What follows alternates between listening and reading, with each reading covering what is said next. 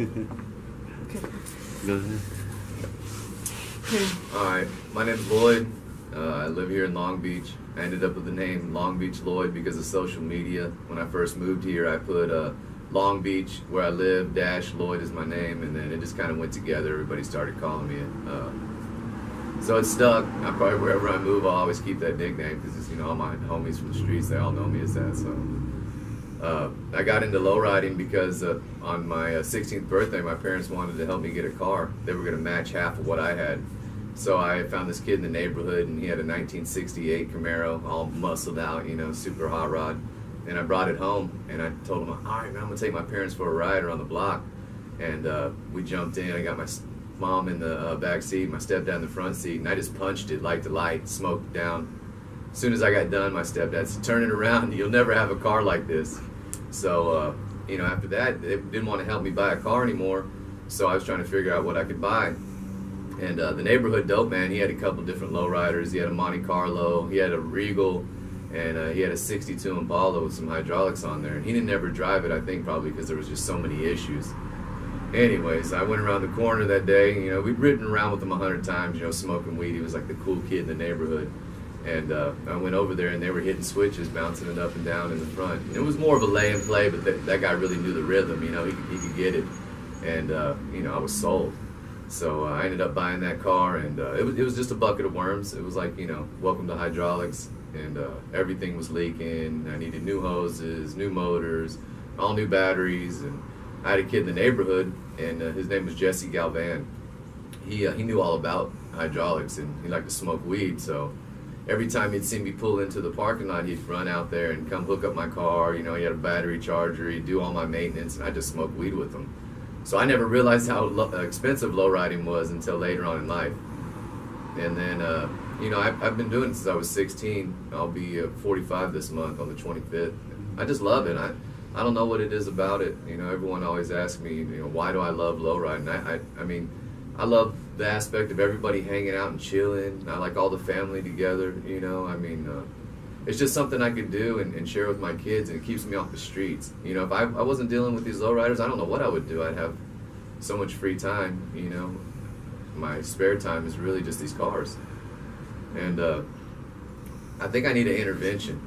You know what I mean? I really do. You know, you see those people that are like hoarders and shit. I think I might be, because I can't pass them up when I see them. I don't care if they're rusty, you know, tree growing through them, or, you know, show car. I have the same love, you know what I mean? And it's from 59 to 64, there's no difference to me. I'm just as happy with the 59, 60, 61, you know, 62, 63, 64. And I'm starting to like the 65s too, but, you know, it just grows on you. It just depends, really. The 67s are starting to look good too, so, you know, I can't ever stop. I think it's just that addiction carrying on, you know? Shit, I'd probably take an 80s Impala if I found a good deal. Let's see what else.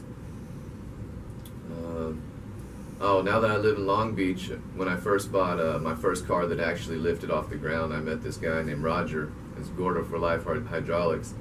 And he came over to my house. This is how it all started. So I basically just had, you know, little patterns, little wheels, you know, maybe a little lay and play, something like that. And when he came over to work on my car, I had bought that car Plateau Plomo out of Washington. It was a Good Times car club car. I bought it in the middle of the night. The guy got my money and dipped out so fast, you know what I mean? I didn't really get a chance to check it out. It ended up having a collapsed quarter, and there's different things I had to get fixed. And so Roger came over that next day, because when I went to hit the front hydraulics, the back's lifted up and it sat on the tire. I couldn't even move my car, barely, you know what I mean? I ended up, I forgot what I loosened the lines and it dropped a little so I could pull it into my garage. And when Roger came over here, we opened the garage, he's like, damn, I have a car just like this. So I bought this car from Seattle. It's the first one I had seen like it. The only one that I'd seen close to it was that guy Gangster's car, that Santana. Yeah. So it kind of reminded me of that. It had a booty kit on it, you know. I mean, I just fell in love with it. I had to have it.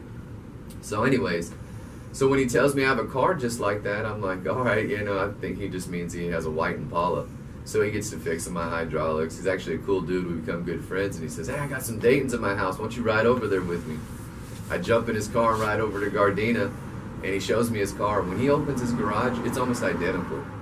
somebody copied somebody. I don't know who copied. I know Rogers had his car for like 20 years, so 18 years or something like that. So it wasn't Roger, but what was I gonna say? Oh yeah, so it looked just like mine, and everything inside of his car was chrome and shiny and engraved. So I wasn't satisfied with my car anymore. It was like going to the BMW dealership and bringing your old shitty BMW in for service. They give you the brand new one. Once you get back in yours, you're definitely not going to be happy, you know? So that's what started it. I mean, I'd have to attribute all my money spending in Impalas and lowriding now to that fool. You know what I mean? Because he just pushed me to that other level. And then I got out on the streets, and the guys in Cali, they do it like nobody else. You know, a lot of other people say, you know, oh, my town does it bigger. I mean, I've lived in a lot of places, and I've done lowriding in every one of them, and I'm telling you, Cali's where it's at.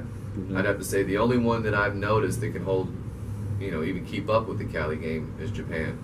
Have you seen them over there?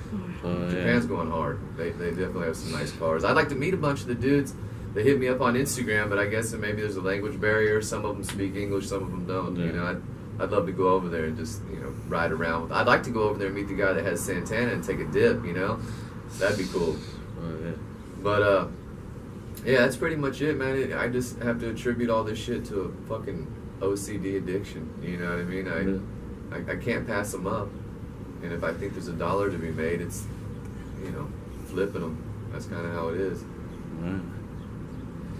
Yeah, that's it. Any more?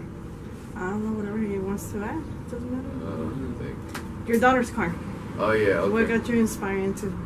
Oh, well, my daughter was born, of course, and my kids are going to lowride. I want her. She's already hitting switches. I mean, I'm already teaching her all the stuff. You know, it's going to be a while, but she's definitely going to have her own car. But when she was born, I ended up picking up this little pedal car. It was a piece, you know.